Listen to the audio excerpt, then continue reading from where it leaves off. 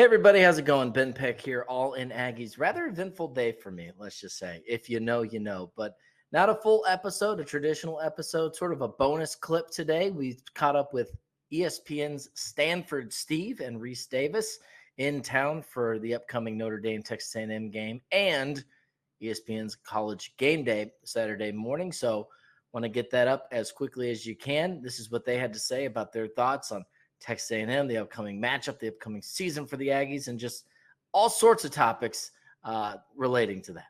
Steve, can you talk a little bit about how the perception of A&M has changed, like in the 4 years from perception or procession? Perception. Okay. Right? So 2020, knocking on the door of the playoffs, everybody feels they've arrived. 21 or 22, the big class. Then the Jimbo and Saban kind of mixed up to where they are now with Coach Elko, feeling like they're upward trajectory again. Well, when you look in this day and age of the NIL and you let it out of how much you're spending and who you're getting and how many stars are next to their name, there's outside people that are going to be like, oh, they're going to be good. So the general perception, I think, of that many stars in front of that many recruits and that minimal of classes, I think the expectation rate, rises. So, and then you go out and it doesn't meet that expectation. It's in a conference where they haven't been, able to win it. I think a lot of people still that have won it still look down on them and knowing. But I mean, you've beaten every big team there is in the conference, but you haven't been playing games later than those teams, right? So I think those people hold that against it. But I think the change has brought a different mindset. Just with the idea of how Coach Elko did what he did at Duke, and I'm a guy that thinks the world of that, being there, knowing that, being recruited by there way back in the day and knowing how tough it is to win at Duke, and I think he did it with hard work and a great staff, and he's instilled that here, and I do expect it to get back to big prominence and get back to get to Atlanta for an SEC title game in the very near future. Been to College Station? What are you taking in from it? It's really fun. Last time I was here was the return, Alabama's return after Johnny. So it was at 13. Mm-hmm. It's got to be 30 degrees cooler than it was that week. That weekend, I was here with Van Pelt and Russillo. We did a radio show on that side, I think, where game day was. It was so hot. I remember Herbie having the air-conditioned shirts where they pumped the ice water through the vest. Like, it's basically a vest that you put on. He'll still be sweating tomorrow, but that was his. I just remember being on the field and I couldn't believe how hot it was. An incredible atmosphere. Half this stuff I feel like wasn't even built then. That was after. I remember reading about them. A lot more stuff has come out since then, but the white helmet when Johnny was signing those, and that was a big fundraiser. But I was blown away at the. It's just the buy-in you guys have here. Everybody's on the same. Everybody wants the same thing. Everything's. I went for a swim today over at the swim. Like, everything is brand new. It's what you want. I think it resonates with young kids. It used to be who has the new facility, who has the new field, you guys. Everything's new. So they have that going for it. I think Coach Elko being here also previously is a huge factor because so much of when you take a job, you hear guys, I got to go meet this guy, I got to go meet this booster, I got to meet this, and I got recruits. Like, he's already cut that in half being here previously. So I think he's that confident. So 13, yeah, it's been a while. So like I said, we have 6 hotels, I think, with people staying in. I didn't even think they had 6 hotels in 2013 here, where everybody was bunched up with each other. But fired up for sure. Not a whole lot of film on him, but when it's all said and done, where do you think Connor Wigman's going to fall in the pecking order of SEC quarterbacks?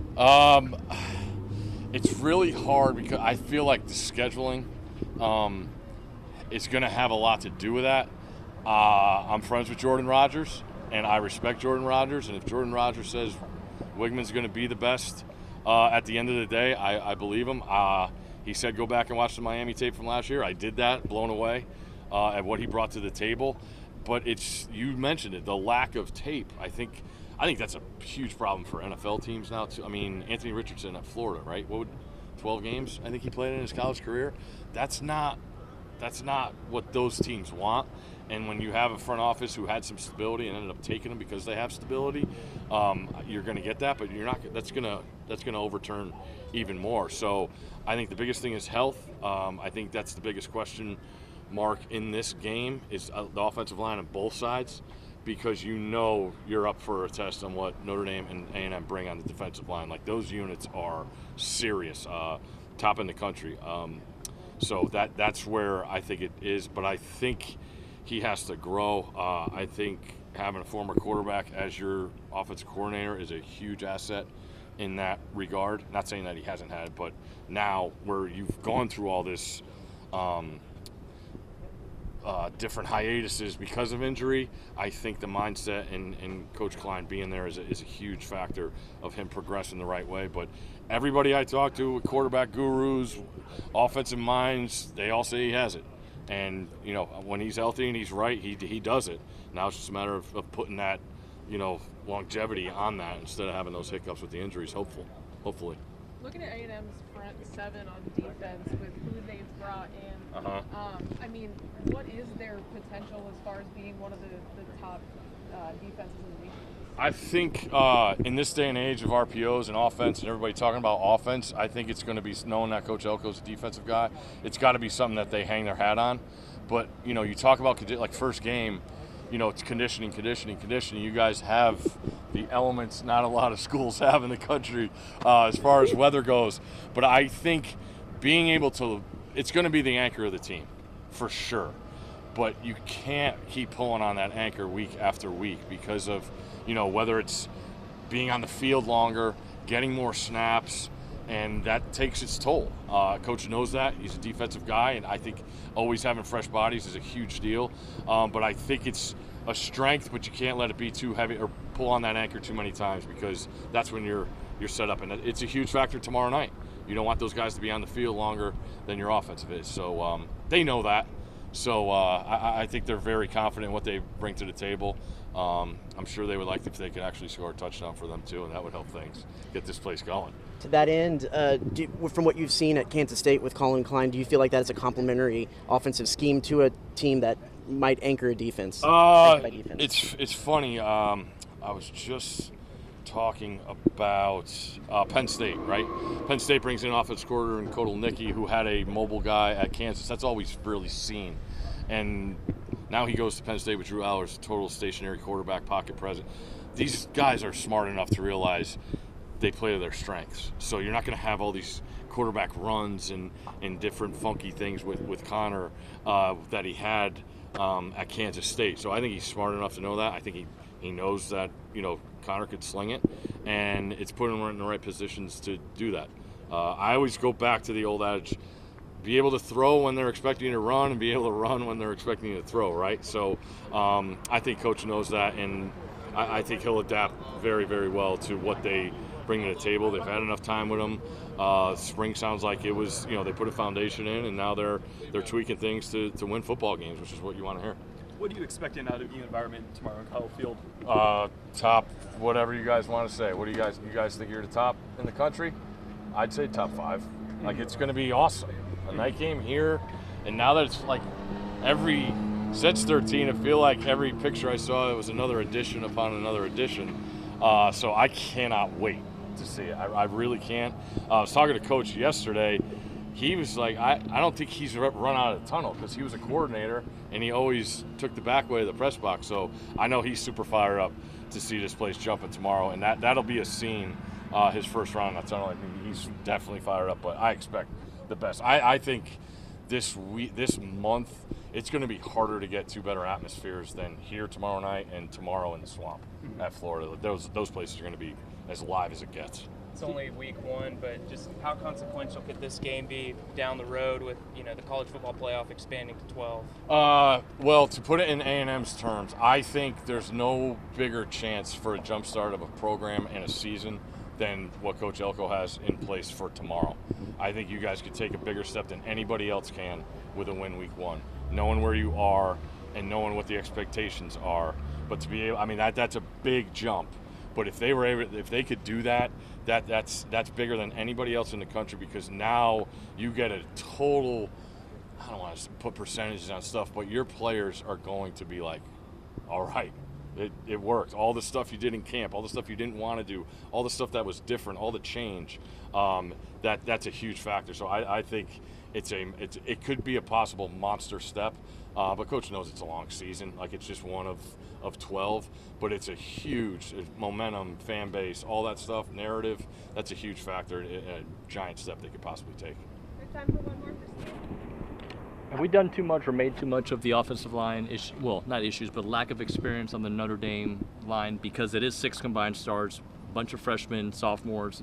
Has too much been made of that? No, not at all. I always say, when you go on the road, you're going to find out what you have on the offensive line and what you have on the defense. Because the great ones, traveling and playing in this environment, it doesn't matter. Your signals are all down. There's no false starts on the offensive line. Everybody's communicating. There's no hiccups. Everybody's on the same page. When it doesn't work, all that blows up. And that's exactly what you don't want. The crowd is involved. The chains are backed up. Same thing for A&M. There's nothing worse than when that stadium's silent. And I hate to put punters down, but nobody wants to see the punter run on the field, right? And when the punter's running on the field, it's usually quiet because you got stopped on third down, or it's always when you get stopped on third down. So you don't want that. But no, that's the biggest factor in the game to me. My buddy Cole Kubelik does a pod. I think he said whatever offensive line survives will win this game, and I totally agree with that. It's about attrition, and they're going to learn a lot. I mean, I'm sure both teams script, and you're going to want to get those D linemen running side to side and completing some passes, move the chains, get them tired. So I think both teams are similar. I think the styles of attack will be differently, knowing that the style of quarterback is different with what they bring to the table. Rece, openers, you usually don't need a bunch of storylines because it's the opener, but you've got a bunch of storylines in this one. Just your thoughts on Elko coming from Duke and Riley and all the different storylines. I think it's the most compelling factor in the game, and oddly, it probably won't be the one that decides it. It'll probably be the A&M offense, how they can function against a Notre Dame defense that has really stars at every level. But I do think it's the most fascinating one. In fact, Nick and I just did a new element we're going to do every week where he kind of goes in the film room. We're talking about some of the third down packages that Riley's likely to see. How much of that is he familiar with? Will they tweak them to disguise him so he won't recognize things? All of that kind of stuff. So I think it's going to be a defensive game. I think the connections between the two, and Mike coming back here, and Riley going up there, and it was this weekend last year where the two of them together pulled off the biggest upset of the weekend when Duke beat Clemson. So they'll be front and center, right in the middle of the white hot spotlight for opening weekend again, but on different sides. In your time covering him at Kansas State, what sticks out to you about Colin Klein? As a player or as a coach, or both? Okay, well, I mean, first, he was one of the great players of that era, for sure. If memory serves, I think he finished third behind Johnny and the Heisman that year. Just a tough guy, super smart, rising star in the coaching profession, and certainly, he was on that staff that won the Big 12 championship, beating a TCU team that went to the playoff. And they always found a way to maximize their talent. And he certainly got a very talented quarterback to work with this year that hopefully can keep healthy and will be able to see the full extent of Connor's skills.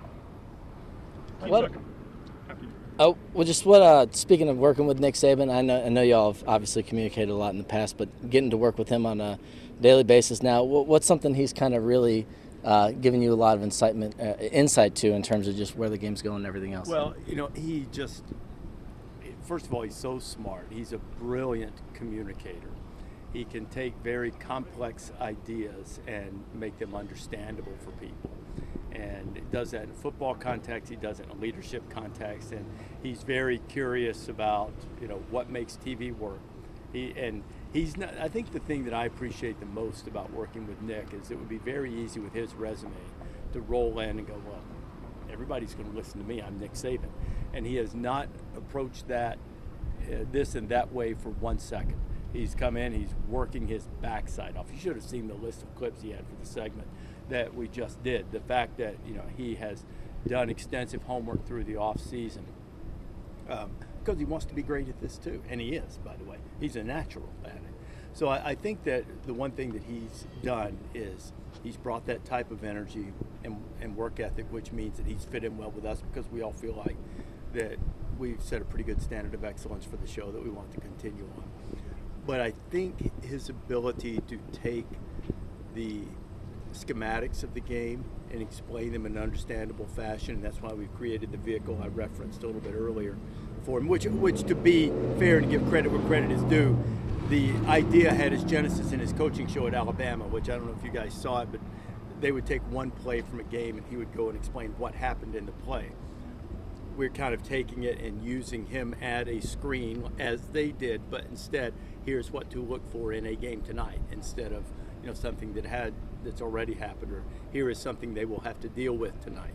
And he's great at it. And I don't think the show has really, we've had a lot of great X and O guys, and we still do, but someone who has that recently come from the sidelines at that level to come into our show, it gives it a different feel. Can you talk about your experience bringing the show here to College Station in the past, and what it's like to be back here for the first time in 6 years? Well, the energy here of the 12th man, the dedication to traditions, the total buy-in of all of the Aggies to it, I think make it an environment that you really don't find anywhere else in college sports. And the one thing I will say is that I hope the crowd's a little bit bigger than it was the last couple of times. I've been, the Aggies show up for midnight yell, and then sometimes they don't roll out of bed early enough to come, make game day quite that big. But I think you will tomorrow, and I'm looking forward to it because I think there's a ton of excitement around Mike's arrival and what's possible. Because look, I'm not trying to put any heat on Mike in his first year, but I don't know that you'll ever get a better SEC schedule. You miss some of the big boys, and the ones you play come here, and your big non-conference game comes here. So it's really set up for A&M to have a terrific season. They've got a talented team, and if things fit together early, I think the schedule sets up nicely too. What are you expecting from the environment in the stadium tomorrow? It'll be swaying. You'll be thinking that the new construction they've done is about to come tumbling down because it's going to be rocking back and forth. Just seeing those gold helmets on the other side tends to light a little fire in opposing fan bases. So I think it'll be a great way to get the season started. Cool. You mentioned the schedule. Just how consequential could this game be for A&M in particular if they were able to win it? Looking down the road, especially with the expanded playoff coming. It helps your at-large case. I mean, that's the thing about the new playoff field with the 12 teams. With the exception of Notre Dame not being in a conference, but you can still win your conference. But what a win like this would do is really enhance a potential at-large resume should you need that. So, we're not going to have the same be-all, end-all feel to regular season games that we've had on occasion in the past, but that doesn't mean there won't be great significance to games. I think there's a great significance to this game for that. Not only to get off to a good start, but sort of enhancing those at-large resumes, which, by the way, Notre Dame needs too, because they don't have a conference to win. Did y'all put in a request for your hotel block for the last week of the season here too? That game seems to be pretty prime time and coming back. I'm disappointed that it's coming back because for what was the last year? 11? Was that the last year? 11. Yeah, last year they played. So for 13 years, David Pollock and Jesse Palmer and I have been the answer to a trivia question: who called the last Texas A&M game? We did on a Thursday night. So I'm disappointed. I guess I've got a few more months to be the answer to that trivia question. But no, that'll be a great environment, and if both teams live up to expectation, there's probably a decent chance that we might be here. I hear the basketball team's not going to be around, though. They're going to be playing in something else. So. Yeah, they're in Vegas, that NIL tournament. Yeah. Buzz has been around. Do you have a favorite place to eat when you come here? Where did we eat last night? That was really good last night. Is it Porter's? Is that right? Porter's. That was excellent. Let me tell you what I did yesterday. I didn't eat before I left and flew in, and we're driving here. And I don't know where it is, probably about 25 miles out of College Station before you turn on, I don't know the roads, but whatever the last road is you turn in before the one that brings you right into College Station. There's a Shell station there. And let me tell you about the burritos that they have at this Shell station. This was phenomenal. I mean, the lady made it right there in front of me, handed it to me. I thought, I saw a lot of people eating. I thought, well, gas station burrito, but there are places. Texas, you can eat gas station barbecue. In Mississippi, you can eat gas station fried chicken. It's delicious. So I'm thinking, okay, maybe a fresh gas station burrito would be a good thing. It was a great thing. It wasn't a good thing. It was a great thing. It was one of the best burritos I've ever had in my life. So, see, you can go to the nice places like Porter's and have a great meal. Is that Christopher's place still open here? Mm-hmm. Man, we had Thanksgiving dinner there one time. That's an amazing place to eat. That's great. But I also, if you want something a little more low-key, or you want to eat in your car or, carry it home, drive out that road and stop at that Shell and have the nice lady make you a burrito. It's delicious. Where did you fly into? Houston. So Bush, or I was trying to think of where that was. Navasota, maybe? I don't know. That might be right. I was actually, one of our production assistants, Rachel, was driving. I was actually working on the things I didn't pay. I've driven it myself a number of times, but I wasn't paying attention this time. I was doing a little work on the way over. So sounds like Navasota. That sounds like Navasota. There was a counter in the window, and I actually just went in for a bottle of water and a soda, and then I saw all these people eating. And I thought, well, maybe. And that turned out to be a good decision. What do you think opening the season on this biggest stage does for A&M? With game day here, the primetime matchup, what does that do for their prospects? If you win, it gives you a big boost, and everybody's paying attention. It'll help recruiting either way. Not that they really need that much help. They've done quite well in recruiting for a number of years. But I think, getting out on that stage, everybody's aware. They'll see what Elko, is bringing to the table. They'll see what they need. They'll see the attention. They'll see the atmosphere and pageantry. Win or lose, it's a great way to start for both teams, I think.